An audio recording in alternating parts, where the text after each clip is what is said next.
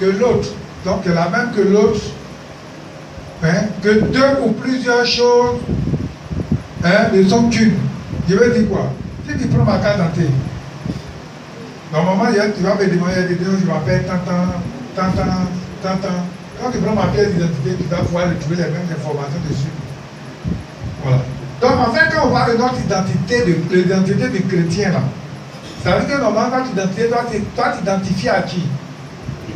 Hein? Notre identité, on doit s'identifier à Christ. On doit t'identifier à Christ. Donc, ce qui fait que une chose est même que l'autre.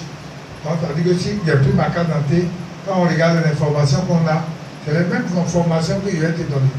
Ça veut dire que si tu prends ma pièce, tu as un agent qui est en train de contrôler, et puis tu t'appelles comment? Tu vas pouvoir te dire, il m'appelle tant. Quand tu as ma pièce, c'est les mêmes informations qui sont là-bas. Trop bien. Je ne vais pas te dire, il m'appelle Kofi Kwasi, et puis tu prends ma pièce, tu regardes là-bas, tu vas avoir tracé pour ou bien quelque chose comme ça. Non, c'est qu'il y a quelque chose qui ne va pas. Alléluia. Donc, autrement, notre identité est Christ. Ça veut dire qu'on doit s'identifier à Christ. Notre identité en tant qu'enfant de Dieu, là, doit être identique à Christ. On doit se voir en Christ, comme un miroir. On doit se voir en Christ. Là, nous sommes un avec lui. Alléluia. Je le dis, parce que souvent, il y a des chrétiens qui sont là, ils ont peur, ou bien ceci, cela. Parce qu'en réalité, les gens ne savent pas que notre identité, là, on est un avec Christ. Alléluia. Donc, on va donner quelques éléments qu'on va parcourir. Et ces éléments vont nous permettre de comprendre réellement notre identité de chrétien. Donc, le premier point, il faut connaître le Dieu que nous servons. Ça veut dire pour connaître notre identité là, il faut qu'on connaisse le Dieu que nous servons. Si tu ne connais pas le Dieu que tu sers, c'est pas la peine. Il faut connaître le Dieu que tu sers réellement. Parce que vous voyez souvent, on sert un Dieu qu'on ne connaît pas. Il y a des gens qui viennent à l'église, mais ils n'ont pas encore fait la rencontre personnelle avec Christ. Quand tu as fait la rencontre personnelle avec Christ, bien aimé, vous allez voir les choses qui changent dans notre comportement. Quand tu as fait la rencontre sincère avec Christ, tu vas voir que dans ton comportement, l'assurance que tu as, elle est différente de lorsque tu n'as pas encore rencontré Christ. Donc le premier point, nous devons connaître le Dieu que nous servons. On va aller dans 1 Samuel.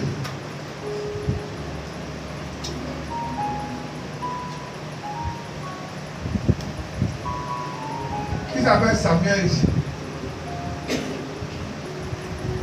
On va lire le verset 26.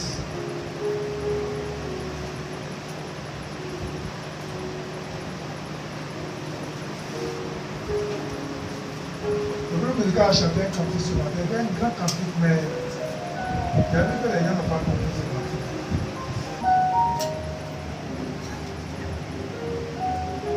Je vais dire comme personne.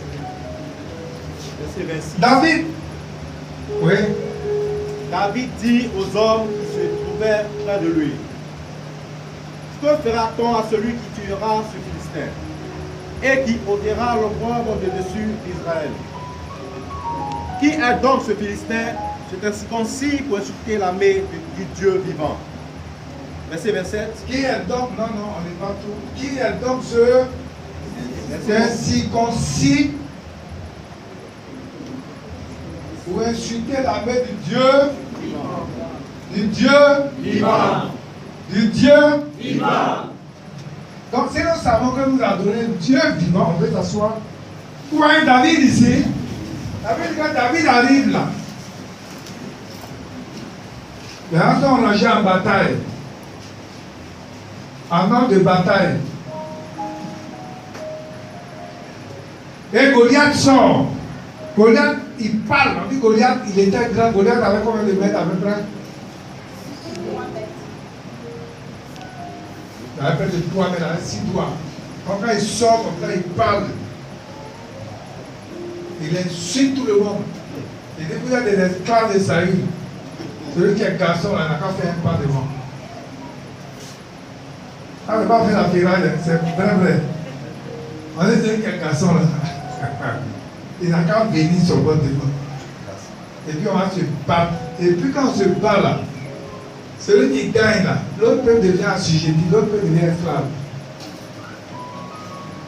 Donc quand ça sort comme ça, il parle, il n'y a pas de garçon. Tout le monde est femme. Quand Goliath sort, là, quand il parle, il n'y a pas de garçon.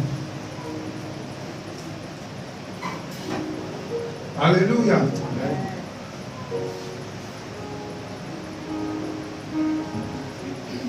Donc c'est comme ça que David arrive. Et puis la même scène se produit devant David. David dit, mais attends. Ce que je vois là, c'est un rêve ou bien c'est vrai? On va dire non, c'est vrai. Il dit, mais qui est cet incirconcis? Qui est ce païen là? Qui va venir lancer un défi à mon Dieu qui est le Dieu vivant. Ce n'est pas un Dieu mort, ce n'est pas un bois, hein. Ce n'est pas un caillou, hein. Ce n'est pas l'eau. Hein. Donc David, lui, connaît son Dieu. C'est pourquoi je vous ai dit le premier point. Il faut connaître le Dieu qu'on sert. Et il faut connaître que si tu l'as connu là, tu sais que c'est un Dieu qui est vivant, qui n'est pas mort. Donc comment quelqu'un va venir insulter ces dieux-là? Non. On lit le verset 36 et le verset 37 encore.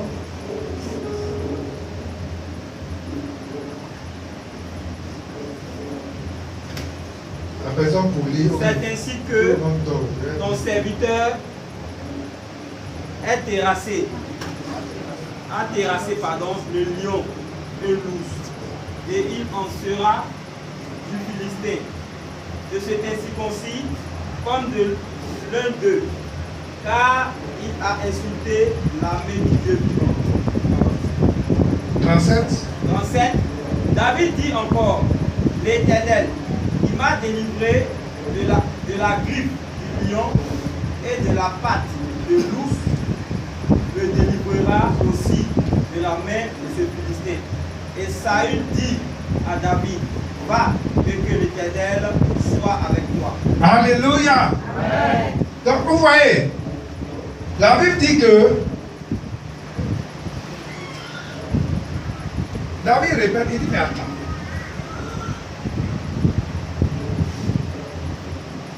Voilà, quand il sait le Dieu que il sait là, David sait que lui, il gardait le troupeau de son père. Et que le lion venait. Mais comme lui, David connaissait son identité, il se battait avec le lion, il se battait avec l'ours. Donc il rappelle pour dire, non, moi je suivais le troupeau de mon père. Mais quand le lion vient là, voilà ce qui se passe. Quand l'ours vient, voilà ce qui se passe. Et il en sera de même de cet incirconcis dans ce Philistin. Qui est-il pour qu'il vienne oser insulter le Dieu vivant? Qui vient défier l'armée du Dieu vivant. Ouais, il répète vivant là. Hein? Il répète Dieu vivant. Ça veut dire que si tu ne sais pas que toi, ton Dieu là, c'est un Dieu vivant, c'est que tu as un problème.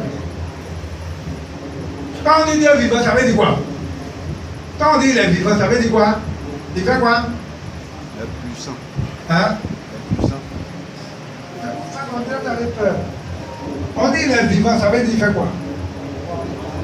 Il fait quoi? Il voit. Il fait quoi?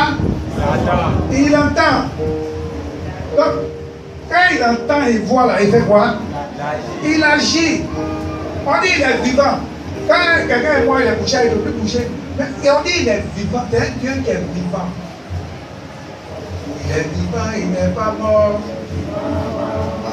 Mon Dieu est vivant, il n'est pas mort. Ouais, c'est pas Dieu, on dit il est vivant. avec les femmes, elles vont manger à midi. On dit, David dit, le Dieu là, il est vivant, il n'est pas mort. Donc, qui est cet homme-là, lui là? Il dit, c'est pas sa forme. Pendant faire, c'est quoi? On va voir peut-être dans le deuxième point. Ouais, David regarde. Et puis il dit, mais attends. Qui est lui là pour inciter le Dieu? Donc il faut connaître le Dieu qu'on sert. Il y a des gens qui viennent à l'église, mais ils n'ont pas encore fait l'expérience avec le Saint-Esprit. Il y a des gens qui n'ont pas. Il y a écouté un témoignage là. Quelqu'un qui dit non, voilà, ils ont prié, voilà, ceci, il a vu. On dit qu'il n'a jamais vu ça. L'expérience du Saint-Esprit là. Il y a des gens qui n'ont jamais expérimenté. Quand tu as expérimenté la puissance du Saint-Esprit, il est rentré en toi. Il t'a fait vivre des expériences. Tu te rends compte que tu vis dans ce monde, mais en réalité, tu n'es pas de ce monde. Mais tant que tu n'as pas encore vécu l'expérience du Saint-Esprit là, tu vas toujours te conformer à ta famille. Oui, moi j'ai de telle famille. Oui, nous chez nous là-bas. Oui, nous dans notre village là-bas. Oui, nous dans notre famille là-bas. Oui, on ne se conforme pas à ce que le Dieu dit. Mais tel instant où on sait qu'on a un Dieu qui est vivant. C'est quoi il faut savoir? Il faut connaître le Dieu qu'on sert. Tant qu'on ne connaît pas le Dieu qu'on sert, bien aimé, il y a problème. Donc la première chose pour le chrétien là, si vous voyez des gens qui vacillent, vous voyez, vous avez des exemples simples. Vous voyez, je suis vacillé. Vous dites désormais là, moi je suis mort et je vis par Christ. Donc vous voyez que le royaume là a ses principes. Quand le Seigneur dit par exemple, donnez et il vous sera donné, ça veut dire quoi? Si quelqu'un qui veut là, il ne faut pas donner. Il faut dire au moins je suis à part, ne donne pas. Mais tu vas voir que toi aussi tu ne donnes rien. En fait, le principe c'est la dîme là, tu penses qu'il donne 10 là. Mais pour qu'une église avance, ici là, c'est vrai, c'est pas on a assis ici. Mais pour que les églises qui ont des terrains qui sont en train de construire, ou bien même qui ont construit, qui ont des pasteurs qui s'occupent d'eux, qui les entretiennent, les pasteurs qui sont en plein temps là, avant d'aller, ils vivent de quoi? Quand un pasteur est en plein temps, il vit de quoi? Mais un pasteur, mais il vit quoi? Il vit comment? Donc si un pasteur est dans une maison qui ne peut pas payer, et puis on vient de faire de son église, il sera content? Non, mais c'est ça. Voilà comment le royaume fonctionne. Mais vous voyez, c'est tout ce qu'on met ensemble là. C'est-à-dire que quand les gens ont des problèmes aussi, et puis on prend un peu, on règle. Mais dans l'intérêt de personne, personne ne vient. Est-ce que c'est comme ça que ça se passe? Non. Le royaume a ses principes.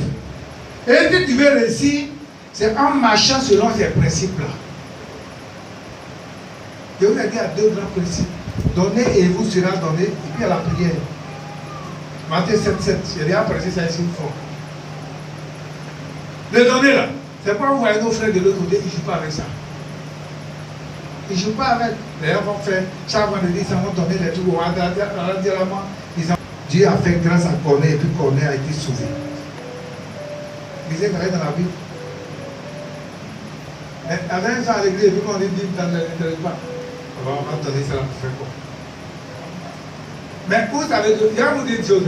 Je vous dis toujours, je vous répète, en matière d'affaires, Dieu, il est le meilleur businessman. Si tu veux faire affaire, il faut être en amitié avec Dieu, il faut être en alliance avec Dieu. Tu vas voir ce que Dieu va faire. Même si tu veux faire affaire, et puis tu dis que toi tu es avare, tu n'es pas prêt à donner à Dieu. Et puis pendant ce temps, tu veux que Dieu bénisse tes affaires. Dieu va bénir ça comment? Vous pouvez être 10 couturières alignées sur la même ligne comme ça. Et puis les gens vont venir. Chez une femme, on va venir défiler. Simplement parce qu'elle a une alliance avec Dieu. Elle dit Seigneur, tout ce que je gagne là, je vais te donner ma part. C'est pas moi je suis là, tu prends mon argent. Il n'est pas en train de me faire du. On ne joue pas avec. Quand on va dire, oh, moi je suis dans ce royaume, mais mon cher, moi tout ce qu'on fait là, ça ne m'intéresse pas. Mais tu vas voir toujours que c'est une volonté permissive, ce n'est pas la volonté de Dieu. Mais cette volonté-là, il aura des conséquences. Dis-moi Amen si tu n'es pas en train de dormir. Dis-moi Amen que je continue. Amen. Dis-moi Amen si tu ne dors pas. Amen. Il y en a qui dorment, ne répondent pas. Hein? Alléluia. Donc il faut connaître le Dieu qu'on sert. Les enfants d'Israël servaient un Dieu qui ne connaissait pas. Vous voyez, Dieu a fait des miracles en Égypte. Il a manifesté sa grâce en Égypte. Il a fait sortir par sa main puissante le peuple d'Israël. Mais vous voyez, quand ils arrivent dans le désert, Dieu appelle Moïse, il dit monte vers moi. Moïse s'en va dans la montagne. Les gens prennent le numéro 2 qui est là, Aaron. On dit Aaron, mais attends, Moïse là, vous ne savez même pas où il est où même. Ton affaire là, non. Il faut nous faire un faute d'or, pas adorer. On est en sommeil, on va t'arrêter qui est prêché. Vous voyez, si Aaron même était converti là, si Aaron connaissait le Dieu qui servait, Aaron allait faire un faute d'or. Les gens, ici que les gens reviennent. C'est quoi les gens, ils échouent dans la vie parce qu'ils veulent écouter le peuple. Le peuple de Dieu là, si tu veux écouter le peuple de Dieu, tu vas t'égarer. C'est le peuple de Dieu qui est là. C'est tout de suite là. Si il dit, bon, regarde, on va arrêter le culte, on va aller au restaurant, on va aller manger. Oh non, là, on est bon. Là-bas, quelqu'un va dire, ah, mais homme de Dieu, on n'a qu'à faire le culte, on n'a qu'à faire le culte d'abord, il n'y a pas un. Il va dire ça. Allez, dans le manger. Si vous voulez, on va essayer. Ouais, non. Si tu veux écouter le peuple de Dieu là, tu vas te perdre. C'est quoi? On n'est pas en démocratie, on est en théocratie. Si vous avez une démocratie, il y a des gens qui disent faire les choses, il faut venir les consulter, les tâter là. Si tu vas envoyer quelqu'un, ton frère là, il est où? Il est mort ou bien on ne sait pas où il est. Alors on pouvait les exhorter pour dire non, non. Vous voyez, Dieu a déjà fait trop de miracles avec nous. Et restons connectés à ce Dieu-là qui nous a apporté la délivrance, qui est en train de nous envoyer vers la terre promise. Restons connectés à lui, regardons à lui seul. Alors on n'a pas fait ça. On dit qu'il faut nous fabriquer un veau d'or. Comme ça. Mais Aaron, même moi je ne comprends pas même. Aaron pouvait dire, bon, quand Moïse n'est pas là, au moins écoutez-moi, suivez-moi ce qu'il vous dit. Mais on lui dit fabrique veau d'or. C'est-à-dire que c'est le veau d'or là qui va les conduire je ne sais pas s'ils vont retourner en Égypte avec le veau d'or ou bien si le veau d'or là-bas les envoie à Canada, moi il ne sait même pas bien la partie là. Et il fait ça. Non, il avait son enfant dignité. Bon. Pendant qu'il aurait dit, bon, oui, il n'est plus là, c'est moi, vous regardez maintenant. Mais pourquoi c'est un veau d'or qu'on fabrique, que les gens t'incitent à fabriquer? Pourquoi quand les gens n'ont pas de dignité ou responsabilité, c'est ça? Mais où est-ce aussi le peuple là connaissant son identité là? Le peuple allait faire ça. Dieu combat pour eux. Regardez ce que Dieu a fait en Israël, en Égypte. Il fend la mer rouge. Tous les Égyptiens sont morts dans la mer rouge. Mais à part de là, la mer seulement là. En temps d'avant, il n'y avait plus de rébellion à faire. Mais regardez, c'est là les gens vont se rébeller dans le désert. Ils vont se rébeller. Ils vont murmurer. Ils vont se plaindre. Ils n'ont pas concombre pour manger. Ils n'ont pas bélon. Ils n'ont pas quoi encore. Hein? Ça va être tout ce que Dieu a fait là, on a oublié. Et c'est quoi aujourd'hui si tu ne comprends pas le peuple de Dieu? Si un pasteur ne comprend pas le peuple de Dieu, tu vas te garer. Hein? Parce que quand tu regardes le peuple de Dieu là, c'est la même chose que tu disais par la Égypte. C'est le même peuple là, il n'y a rien de nouveau. Elle dit, t'as mis, ils vont fabriquer un veau d'or un matin. Tu vas venir là, il y a un veau d'or ici. Et désormais, c'est lui là qui nous conduit. Alléluia! Amen! On va dormir, hein. Donc, il faut connaître le Dieu que tu sers. Il faut laisser. Bon, on va demander, hein, le Dieu que vous servez avant, vous allez dire les noms, on va voir. En quoi il y a tant de Dieu que tu servais avant avec vous? Oh, faut pas. Il dit, le Dieu que tes parents adoraient là, que toi tu es venu trouver, tu as adoré aussi. On appelle ça comment? C'était quoi? Caillou ou bien c'était quoi? L'eau? Quoi? Ah, fétiche. Ok. Il va bouffer. Des quoi? Des l'eau. L'eau. L'eau a un poisson. C'est pas les gens qui font comme ça, sauf. Hein? Donc si elles ont dit l'eau, on n'est pas bien, on va trouver. C'est l'eau. L'eau aussi. Hein? Il dit, quoi? Ah, on avait la dit. On fait des cailloux, c'était masse, l'eau. Bois ta queue. Bois. Quelle vieille Marissa? Non.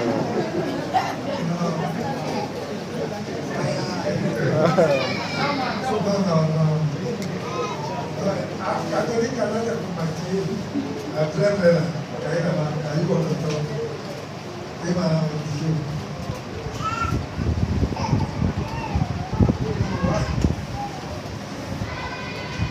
Non, je n'ai pas dit que tu as adoré. Écoutez, je n'ai pas dit que tu as adoré. J'ai dit que tu n'as pas adoré là. Si c'était un caillou, si c'était un masque, si c'était une forêt, après, tu as dit que tu n'as pas dit que tu as adoré. Taboulé, royal, l'eau, caillou, c'est pas mon direct avec la vie de choses. Hein? L'eau forêt, l'eau. Eh, c'est là n'est pas des photos de Amen. Bon, quand vous voyez, si on était dans le chacun de Dieu. Donc, c'est Dieu là, ça c'est avant. Hein? C'est Dieu là qui nous enseigne à porter Dieu. C'est Dieu là. Au contraire, c'est la souffrance. Quand il y a nos familles là, c'est souffrance. Quand il y a nos familles, moi-même je viens du village samedi. Et on n'a pas tourné totalement les regards vers le Dieu vivant. Et qu'on va toujours adorer les dieux morts. Alléluia. Donc, il faut connaître le Dieu qu'on sert. Ça, c'est le premier point. Le deuxième point, il faut savoir que ce Dieu-là a une alliance avec le peuple d'Israël. Et que nous, par adoption, nous aussi, nous sommes héritiers. Donc, en fait, le Dieu que nous devons adorer, pas les gens disent, oh, le Dieu des Hébreux. Oui, il est le Dieu des Hébreux. Mais le Dieu des Hébreux, là, il a une alliance avec le peuple d'Israël. Le Dieu vivant, il a une alliance. Et nous, par adoption, nous, c'est par adoption, hein. Si on n'est pas hébreu, combien? Et nous, c'est par adoption. C'est pas mal dire quelques versets pour comprendre. On va aller Genèse.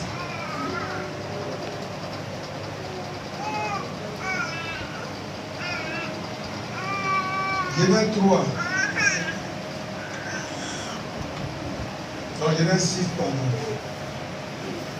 On va aller le verset 3 à 5.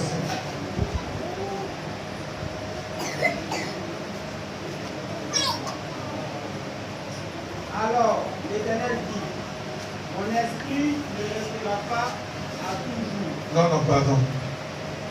Pardon, c'est pas ça. Attendez, non.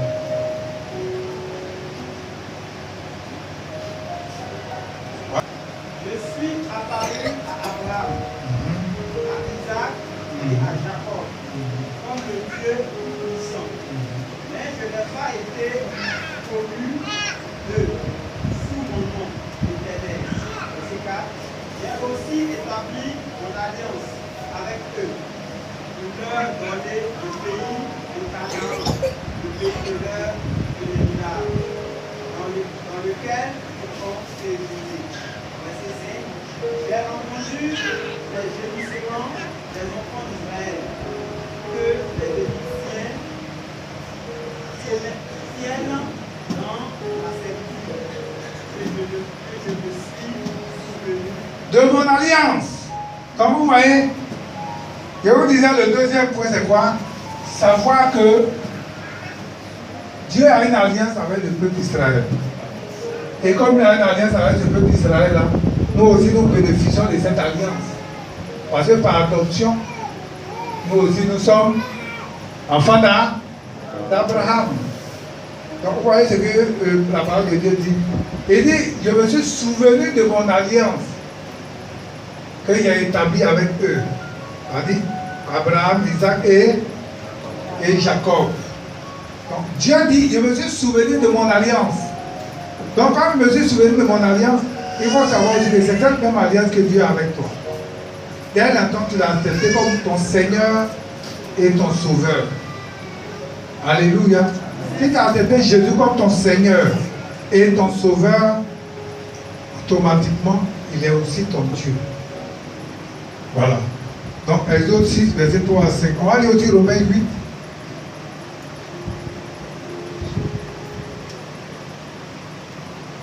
Romains 8, le verset 17. Celui qui a vu peut lire. Romains 8, verset 17. Or, si nous sommes enfants, nous sommes aussi héritiers. Héritiers de Dieu et co-héritiers de Christ. Voilà. Donc, si nous sommes enfants, nous sommes aussi quoi? Héritiers. Et co-héritiers avec Christ. Voilà. Donc, vous voyez ce qu'il est en train de dire. Donc, nous sommes enfants de Dieu. Quand on dit on est enfant de Dieu, on est enfant de Dieu là. On est co-héritier avec Christ. C'est-à-dire qu'on a les mêmes privilèges. On bénéficie de la grâce que Christ a. Alléluia. Amen. Alléluia. Amen. Alléluia. Amen. Donc, il faut savoir ça. Quand on te demande ton alliance là, il faut savoir que Abraham a une alliance avec Dieu. Dieu a signé une alliance avec Abraham. Et il dit à Abraham, désormais là, je suis ton Dieu. Voilà ce que j'ai fait, voilà ce que j'ai fait, voilà ce que j'ai fait. Donc, normalement, quand on médite là, ces promesses-là sont pour nous. On doit aussi les revendiquer. Pour dire, Seigneur, tu as promis ceci au peuple d'Israël. Moi aussi, cette promesse-là est pour moi. Je m'approprie cette promesse. Alléluia. Parce que nous sommes co-héritiers avec Christ. Donc, si tu sais que tu as une alliance, bien aimé, c'est que les premières alliances là sont rompues. Les alliances des différents dieux païens qu'on a cités ici tout à l'heure. Elle dit que tes parents adoraient la vieille Marie. En fait, quand vous voyez, je vais vous donner un secret. Quand vous voyez les gens qui sont là, vous voyez le mysticisme, il y en a sur plusieurs formes. Vous voyez ce que les gens de là qu'on font, c'est le mysticisme. Mais généralement, quand les gens pratiquent ces choses-là, on marque ça à l'église catholique. Vous allez voir. Il faut savoir que ton Dieu que tu sais a une alliance avec le peuple d'Israël, c'est-à-dire par Abraham, Isaac et Jacob, et par l'alliance, par nous, par cette alliance-là, nous aussi nous sommes co-héritiers avec Christ. Alléluia. C'est très important. On va voir le troisième point. Le troisième pour dire que quand tu connais réellement ton identité, là, quand tu connais réellement ton identité, tu ne comptes plus sur ta propre force. Voilà. Ça, beaucoup de chrétiens font cette erreur. Tu ne comptes plus sur ta propre force, ta beauté, ton intelligence, je ne sais pas quoi encore, ton niveau d'études, ton quoi. Mais tu comptes que sur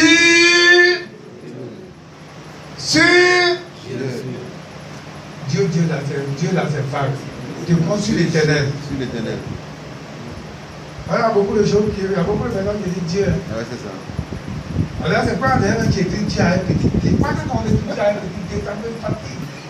Ça me. Quand tu es en train de manger, quand je vois que tu as écrit Dieu à un petit Dieu, alors c'est comme tu dis, non, je sais pas. Ça dit, tu as déshonoré. Non, je ne sais pas pourquoi il a dit ça. Alors c'est comme si tu es en train de parler de ton petite rivière qui part derrière l'eau là, derrière ton village, et puis on prend poulet, on s'en va mettre dedans là. C'est de ça qu'il est question. Donc quand on écrit Dieu, on écrit avec grand D. Donc, quand tu connais ton identité, tu ne comptes plus sur ta force. C'est ce que David a fait ici. David là, on va lire. Quand vous allez voir tout à l'heure, quand on va lire, vous allez voir que David n'a pas compté sur sa force. Hein. Il a dit à Goliath, tu marches, hein, contre moi avec quoi? Avec ta lance, ton javelot et tout ça. Mais il dit, moi je viens contre toi avec quoi?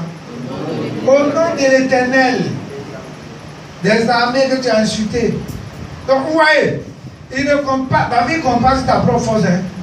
Il ne compte pas sur sa beauté. Par exemple, vous voyez Goliath, et Saül dit que, ouais, il dit Saül, Goliath, il dit une fois David, un petit garçon blond, joli, voit son visage.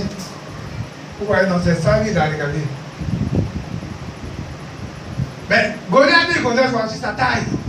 On dit quand il sautait comme ça, là, on dirait que quand on regardait spectaculairement avant, il vient comme ça. Mais il ne comptait pas, David ne comptait pas sur ça là. Il ne comptait pas sur. Quand tu connais l'identité de ton Dieu, quand tu connais ton Dieu, et tu connais ton identité, tu sais que le Dieu que tu adores là, tu le connais. Tu sais que tu as une alliance avec lui. Mais tu ne comptes plus sur ton intelligence. Tu ne comptes plus sur ta force. C'est pas envoyer à des femmes, elles sont vilaines des pieds dans des jolis maris, ça étonne les gens. Mais c'est la pourquoi les vilaines des pieds là. Excusez-moi. Non. Est-ce que vous-même, vous n'avez jamais dit ça? Pas belle. Mais accorde-moi la grâce pour que les hommes puissent m'aimer. Donne-moi d'avoir un bon caractère, un bon comportement.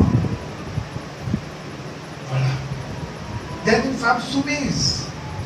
Une femme qui voilà. Donc, Dieu lui accorde ça. Et puis tu vas voir quelqu'un qui va tomber là. Ce que la maison recherche là, il va voir les qualités là en elle. Et puis il ne va pas regarder son visage. Il ne va pas regarder. Non. C'est ça. Donc, quand on a le Dieu, on connaît l'identité, on connaît notre identité, on compte plus sur notre beauté, on compte plus sur notre force, on compte plus sur notre teint. C'est pourquoi les gens, ils voient leur teint, ils disent non, moi mon teint là n'est pas joli, ça là. Ils disent que les hommes ne vont pas m'aimer. Et puis on veut changer de teint. Non. Si peut-être Dieu a prévu qu'un homme qui va te marier, c'est un homme qui aime le teint noir. Et puis il vient te voir, il voit un teint salamandé. Hein? Au lieu de voir qu'il y a un jaune noir façon bien, supporter à sec. Là, on va te dire, oui, moi-même, Dieu a dit, va me donner une femme. Mais moi, Dieu m'a dit une femme noire. Qu'est-ce que c'est là? Attends, je vais bien prier d'abord.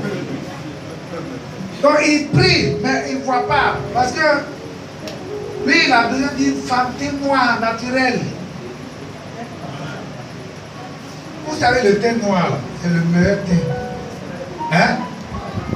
C'est le meilleur teint que Dieu nous a donné. Maintenant, c'est pas bon. Mais blanc, là, quand il fait chaud un peu, il souffle. C'est quoi Dieu les a. Hein? Dieu là, vous parlez que Dieu il fait les trucs au hasard. Dieu là, c'est pas quelqu'un qui a saoulé, qui a bu, il est saoulé et puis il crée les choses. Hein? Dieu sait que là-bas, là, leur teint là, il ne supporte pas la chaleur. Donc c'est pas là, il crée leur climat là, là-bas, là, il fait froid. Mais nous, notre teint là, brun, quand Dieu nous crée là, il sait que nous là, chaleur, froid, quoi, notre teint là, c'est le meilleur teint. Maintenant, on supporte tout. Mais nous là, on ne comprend pas ça. On est dans la chaleur ici. Et puis on dit, on va devenir clair. Et puis quand il fait chaud maintenant, après on a des problèmes. Non. C'est pas s'il y a des femmes qui voulaient faire produit pour changer de teint. Arrêtez. Il dit aux Philistins, tu viens avec des javelots, tu as l'an, tu as bouclier, tu as ceci, mais moi, je viens contre toi avec le don de l'Éternel. Alléluia. Amen. Donc c'est pourquoi il faut compter sur l'Éternel. Bien aimé, si nous comptons sur l'Éternel, vous allez voir qu'il y a des choses, on va voir. Même tu peux aller passer un examen, hein, tu peux ne rien trouver. Et puis l'Éternel va écrire ton nom là. Mais si tu comptes, tu dis, oh, moi là, je vais faire confiance. Vraiment, tu peux échouer lamentablement. On va lire quelques passages. 2 Corinthiens 5.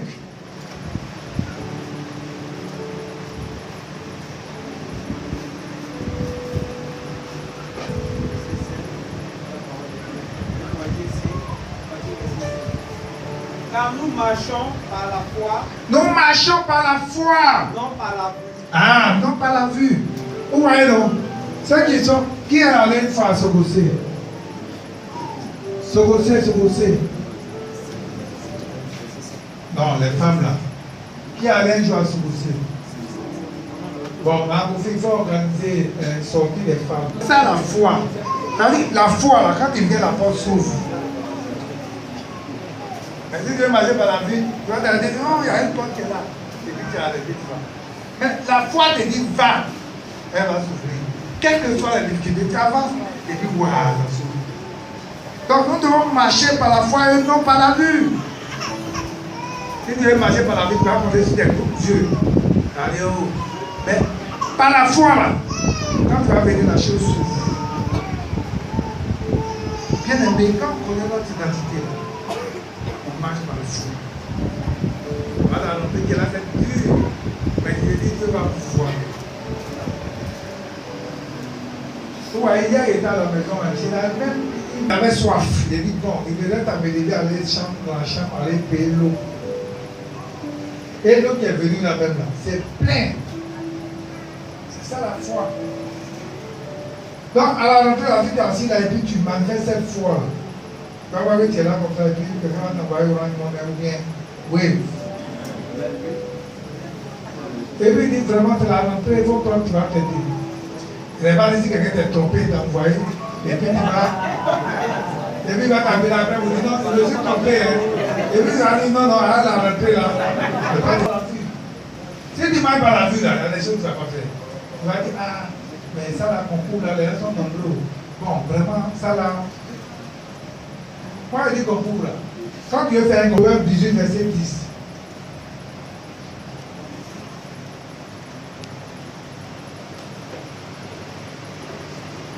Est une tour forte.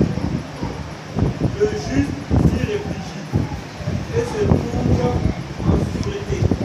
L'éternel Dieu est pour moi un abri sûr, un abri sûr. Éternel Dieu est pour moi un abri sûr.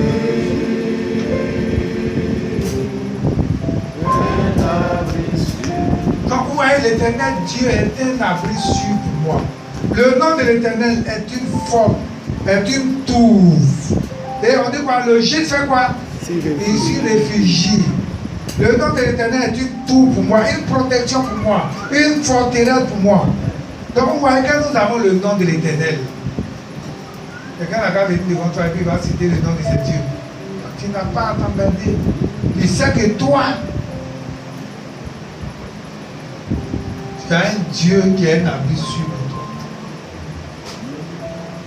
toi. Donc quand nous connaissons le nom de l'éternel et nous connaissons notre identité, bien aimé, quand quelque chose arrive là, on n'a pas à s'égarer, on n'a pas à se tourmenter, mais on sait que on a un Dieu qui est un abri sûr pour nous. Et Romain vient nous dire, Romain 8, verset 37 nous dit quoi? Un des passages qu'on va connaître par cœur.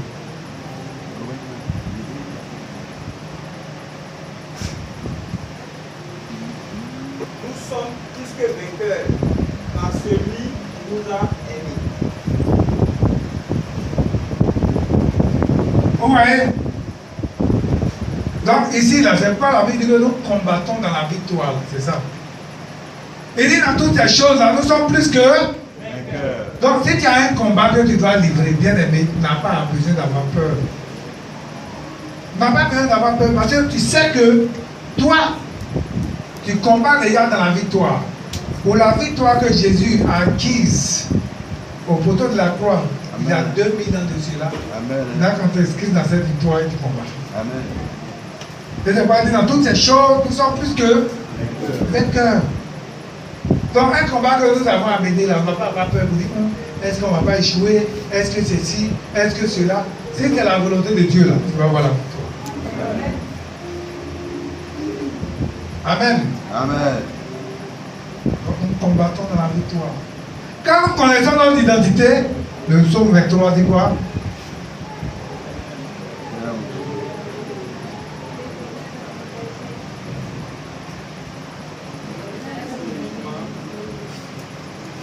L'Éternel est mon berger, je ne manquerai de rien. Attends d'accord.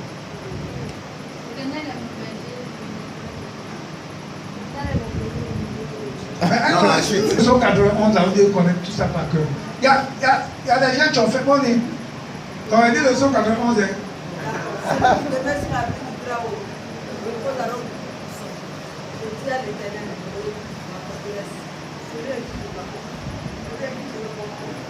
oh, c'est zéro. Alors, quand tu connais quelque chose, ça va couler. Hein. Alors, L'Éternel est mon berger, je ne manquerai de rien. Verset 2, il me fait reposer dans le vert. il me fait reposer où? Dans le vert. Non, j'ai dit, on ne va pas marcher dans la vie, mais par la foi. Il me dirige près des eaux paisibles. Non, doucement. Reprends. L'Éternel est mon berger, je ne manquerai de rien. Ouais, donc on dit quoi? On va marcher par la foi et non par la vue. Quand l'Éternel est mon berger là, le berger et puis la brebis. On dit l'Éternel est mon berger. Ça n'a aucun problème. Il fallait les marques. Le vert partout. Non, allons, reprends. On dit l'Éternel est mon berger. Je ne manquerai de rien. Donc, quand tu as l'Éternel là, quand tu sais le Dieu que tu sers, il dit quoi? Je ne manquerai de rien. Allons-y. Il me fait reposer Donc, l'Éternel là, il va me faire reposer quoi? dans de verts Dans pâturages. de verts, il ne va pas m'envoyer là où il y a la sécheresse. Il me dirige Dieu nous envoie toujours où il y a le vert pâturage. Regardez, la Bible dit qu'il y avait la famine. Et Isaac voulait aller en Égypte. Dieu lui dit ne va pas. Où tu es là? Tu es dans la verdure. Sans que tu ne le saches, il faut s'aimer. Isaac a sémé. On dit, il a fait quoi? Il a récolté au centuple. Si elle demande ici, combien de femmes qui font des entreprises? Tu vas voir que peut-être c'est un. Mais, on dit, il me fait reposer dans le vert pâturage. Ça veut dire que le Seigneur me met là, c'est comme un bois de manioc. Bois de manioc, si tu mets un bois de manioc ici, là, tu vas venir, tu vas voir qu'il a commencé à pousser. Ça veut dire que où Dieu nous a mis là, on doit être productif là. Là, si tu t'assois et puis tu te demandes, Seigneur, tu veux que je fasse quoi? Tu vas voir que le Seigneur va te montrer ce que tu dois faire. Et puis il va multiplier ce que tu vas faire. Vas-y, il est le Dieu de la multiplication. Il me conduit dans les verts pâturages. Il ne faut jamais te dire où tu es là, tu es dans la sécheresse. Dieu t'a mis quelque part où tu dois produire. C'est pas que tu n'as pas encore compris. Tu as compris là? Moi, je donne toujours l'exemple d'une de nos sœurs. La dernière fois même. Il me dirige près des eaux paisibles. Donc là où il y a les eaux là qui sont paisibles, on n'a pas dit les eaux troubles. Il me dirige vers les eaux. Paisibles. Il restaure mon âme. Il restaure quoi? Mon âme. Quand nous avons l'Éternel, c'est de ça qu'il est question. Allons-y. Il me conduit dans les sentiers de la justice à cause de son nom. À cause de Son nom. son nom, c'est pas à cause d'autre chose. Et lorsque, Quand je marche dans la vallée de l'ombre de la mort, quand je marche dans la vallée de l'ombre de la mort, ça dit, je peux traverser des temps de difficultés. Je peux traverser des temps de détresse. Je peux traverser des temps où c'est difficile. Où je me dis qu'il n'y a même plus d'espoir. Mais le Seigneur dit quoi? je ne crains aucun mal. Je ne crains aucun mal parce que quoi? Car tu es avec moi. Il est avec moi. Par exemple, on a dit quand je marche dans la vallée, on n'a pas dit que je suis assis ou que je suis couché dans la vallée. Je marche. Ça veut dire qu'il y a un temps, je vais traverser. Il y a un temps d'épreuve. L'épreuve là n'est pas éternelle. Donc quand tu traverses cette tempête-là, il est avec moi. Allons-y. Ta houlette et ton bâton me rassurent. Donc sa houlette là, on voyait le berger, il a une houlette, il a un bâton. Il dit ça me rassure, ça me fortifie, ça me protège. Ah, je sais que je suis à de bonnes mains. Tu dresses devant moi une table en face de mes adversaires. Donc il dresse devant moi une table. Donc vous voyez quand le Seigneur dit il dresse devant moi une table là, regardez. Voici une table qui est là. Si mes adversaires sont là-bas, est-ce qu'ils peuvent m'atteindre? Donc la table, ça bloque en même temps mes ennemis, mais en même temps ça fait quoi? Il dresse devant moi une table. La table, c'est pour faire quoi? C'est pour manger. Donc si mes adversaires me disaient comme moi, mais Dieu là, il pourvoit, il va me dresser une table. Il bloquait mes ennemis, mais en même temps il me restaure parce qu'il va me donner la nourriture qu'il faut pour me rassasier. C'est ce qu'il avait dit. Et il fait quoi? Tu oindules ma tête. Il oindule ma tête. Quand on dit oindule la tête, là c'est quoi? Ça dort là-bas chez les femmes. Pendant Thérèse, il faut venir, il faut être à côté de nous ici. Il oindule ma tête. Ça veut dire quoi? Hein? La consécration. Ça veut dire la consécration. Il oindule ma tête. Hein? Bénédiction. Il oindule ma tête. Hein? Élévation là-bas. Avec grâce. Ça dit m'accorde sa grâce. Ça dit le fait de oindule ma tête là, c'est la grâce que Dieu m'accorde. De sorte que partout où je vais arriver là, les portes vont s'ouvrir. Quand je vais arriver là, ils vont ouvrir les mains pour m'accueillir. Et là, c'est un sou de bénédiction pour moi. C'est pas vous lisez le psaume Ésaïe plutôt, Ésaïe, je crois 62. Je vais voir. Dans des points de repos, jusqu'à ce que son salut paraisse. Alors les nations verront mon salut, ton salut, et tous les rois ta gloire. Et l'on t'appellera d'un nom nouveau, que la bouche de l'Éternel déterminera. Tu seras une couronne éclatante dans la main de l'Éternel, un turban royal dans la main de ton Dieu. On ne te nommera plus délaissé, on te donnera plus la terre désolation, mais on t'appellera quoi? Mon plaisir en elle. Et l'on t'appellera la terre épouse. Car l'Éternel met son plaisir en toi et la terre sera un époux. Quand vous lisez là, c'est Esaïe, c'est des paroles de promesse, c'est des paroles de bénédiction. Donc quand Esaïe dit moins d'une tête, c'est ça. Il t'accorde la grâce qu'il faut. Vous voyez, on a vu ça avec Joseph. L'exemple de Joseph. Joseph n'a pas compté sur son niveau d'éducation, niveau d'études. On dit qu'il était berger. Mais avec la grâce de Dieu, Joseph a devenu quoi? Premier ministre. En passant chez Potiphar, en apprenant bien sûr les ressources humaines. C'est quoi partout où nous sommes là? Bien aimé, il faut exploiter ton passage quelque part. L'endroit où tu te trouves, Dieu va te permettre d'apprendre de nouvelles choses. Et ça va t'aider dans la vie. Quand Joseph s'est retrouvé chez Potiphar, il était pas là apprendre les ressources humaines. Parce que Joseph ne pouvait pas quitter dans la maison de son père et puis directement on va le nommer premier ministre. Il ne saura pas comment ça se passe. Donc il faut que Dieu trouve un temps de formation, un temps d'étude. C'est quoi dans la vie d'une personne? Il y a toujours un temps de formation. Et accepter le temps de formation. Quand on n'accepte pas le temps de formation, vous souffrez. Parce qu'en réalité, le temps de formation, là, c'est pour te préparer à faire de grandes choses.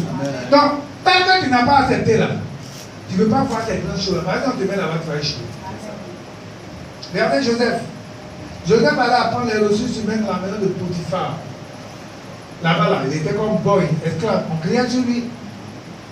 Mais vous voyez que quand il est sorti de là, étant en prison, quand il revient comme premier ministre, c'est ce qu'il a appris là qu'il va utiliser pour gérer le pays en tant que premier ministre d'Égypte.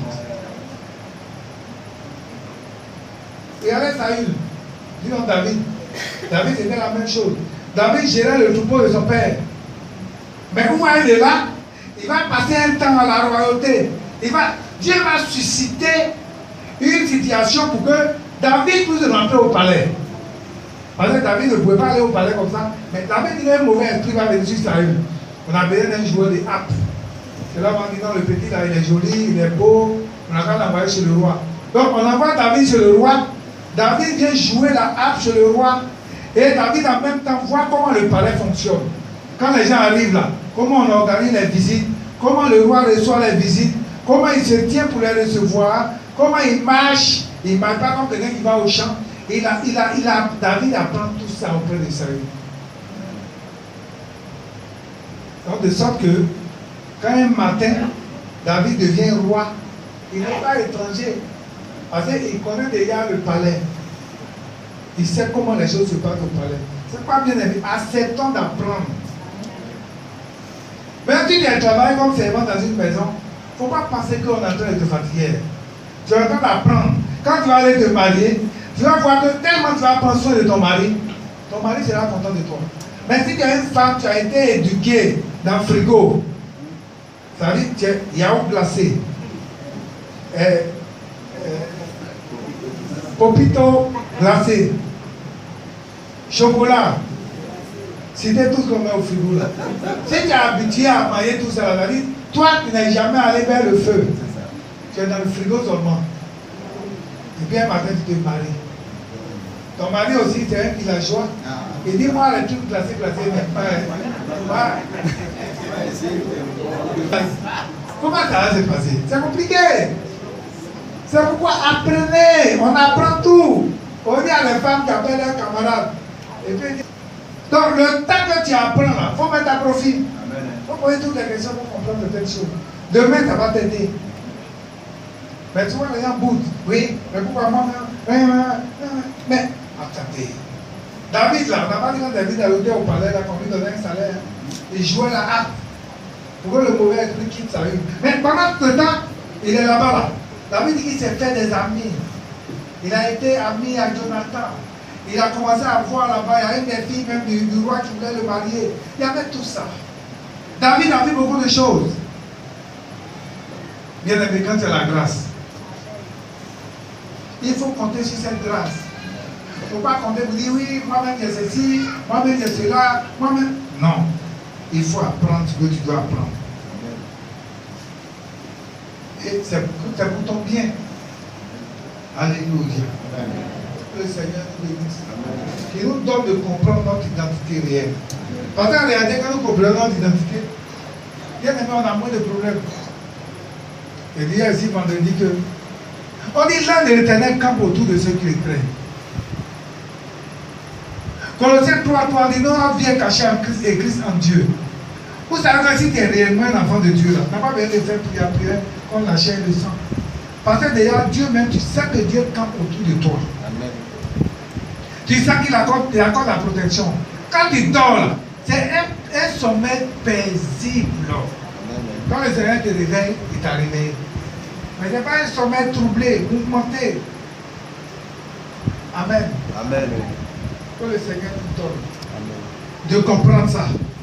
Et de comprendre que nous avons besoin de connaître notre identité réelle en Christ. Amen. C'est Tchad. La Bible dit que le Dieu que nous servons là, il est le lion de la tribu de Juda. On dit que ce Dieu-là, il est notre lion, il nous protège. Amen. Dans tous les combats. Donc vous voyez que quand tu vois ça, ne peut être paisible. Même il faut être oublié les mystiques. Les gens n'ont qu'à faire toutes sortes d'incantations de quoi. Tu dois être tranquille. Parce que tu dois savoir que le Dieu que toi tu sers,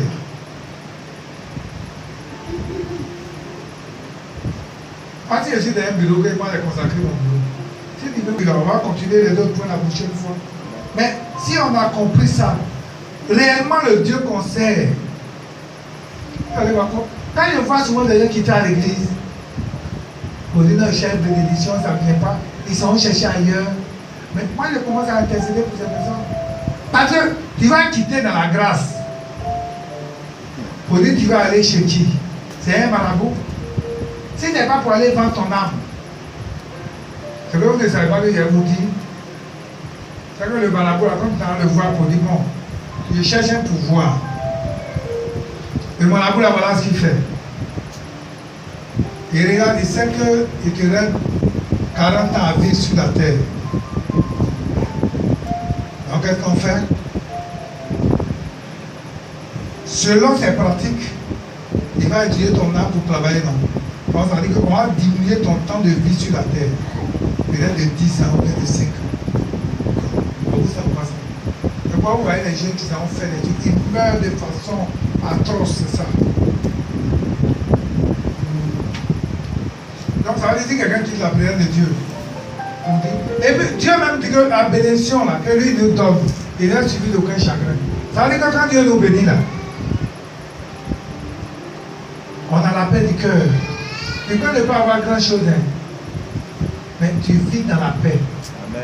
Comme il y a des gens aussi qui ont des millions et des millions et des millions, mais ils n'arrivent pas à dormir. Ils vont troubler, tourmenter. Donc, bien aimé, avoir de grands biens, être tourmenté, et puis avoir le minimum, et puis vivre heureux, vivre en paix, entre les deux dans tes corps. Mais on a l'église, on trouve que non, Dieu a béni trop tes langues. Et puis on va chercher autre moyen. Ou bien on a l'église, il y a quelque chose qu'on attend, on trouve que tes langues. Et puis on s'en va chercher ailleurs. Et quand Dieu nous donne, il nous donne ça, mais sans chagrin. Mais il y a la bénédiction qu'on va aller chercher, on a ça, et puis on souffre. Que le Seigneur nous aide à comprendre ça et de demeurer attaché à ce Dieu-là. Ma prière, c'est que chacun connaisse réellement son identité. Si tu connais que tu as une identité liée à Christ, que tu es enfant de Dieu, et qu'en tant qu'enfant de Dieu, tu es cohérité avec Christ, bien aimé, on ne peut que se réjouir. Je ne sais pas, vous voyez, les gens ne se réjouissent pas. Je m'attends à dire adoration. Et là, on n'entend pas Dieu. Maintenant, en fait, réellement, on ne sait pas qui il est. On entend l'adoration là.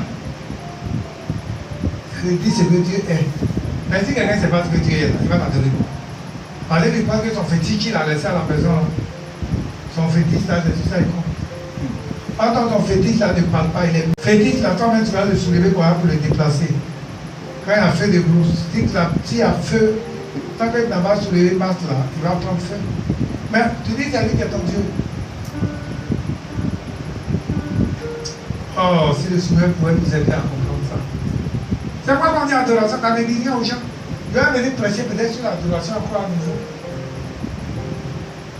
Peut-être les gens, la loi est au moins bon, on fait l'effort pour danser un peu. Alors les gens, bon, ils regardent, ils disent, bon, je ne veux plus aller danser Mamakio. On va faire sortir un peu mes phrases à la l'église. Mais l'adoration, on dit faut dire ce que Dieu est. Il est grand, il est vivant, il est tout puissant. Par exemple, quand l'adoration, il ne met pas la bouche pour dire ce que Dieu est. Mais tout ce qu'on veut là, il n'a qu'à nous bénir. Il y a des gens même dans leur prière, ils n'ont jamais prié pour quelqu'un. Pour dire, il va être en train de prier, il va dire, Seigneur, souviens-toi de mes voisins, souviens-toi. Non, non. Il va prier pour lui. S'il est marié, il va prier pour sa femme, son mari. Il va prier pour ses affaires. Ça n'est pas prière. On l'appelle dans les prières égoïstes. Amen. Quand tu pries, il faut prier pour ton pays, la Côte d'Ivoire. Il faut prier pour le Mali. Il faut prier pour le Burkina. Il faut prier